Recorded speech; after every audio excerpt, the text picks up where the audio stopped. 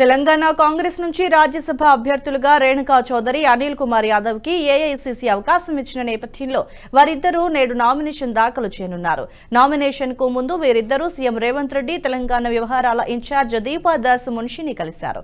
తమకు అవకాశం కల్పించిన కాంగ్రెస్ పెద్దలకు ధన్యవాదాలు తెలియజేశారు. పెద్దల సభలో తెలంగాణ వాణిని వినిపిస్తామన్నారు.